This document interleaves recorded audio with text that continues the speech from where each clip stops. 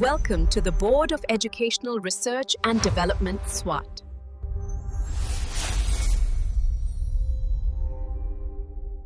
Assalamu alaikum. Sayyida Maryam Naqvi is here from the Moonlight International Publishers.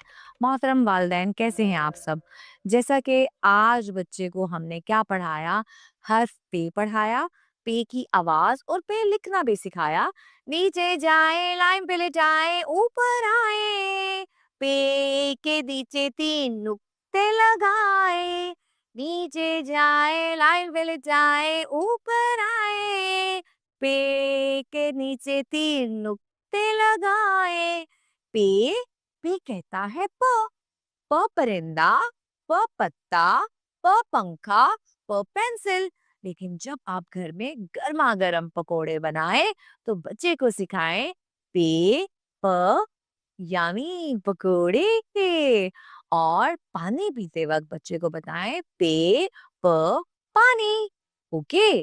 अच्छा, इसके साथ हमने कहानी सुनाई, कहानी के बाद सवालात पूछे और एक अच्छी बात सिखाई. आपका बच्चा जब भी आपके सामने पानी पीता है या आपसे पानी मांगता है तो बार बार हमने उसे बताना है पानी बैठकर और 3 सांसों में पीना चाहिए. उम्मीद करती हूँ कि आज का लेक्चर आप लोगों को बहुत अच्छा लगा होगा. इसके साथ ही मरियम नकवी को इजाजत है. शुक्रिया. अल्लाह हाफ़िज़. E-Schoolify.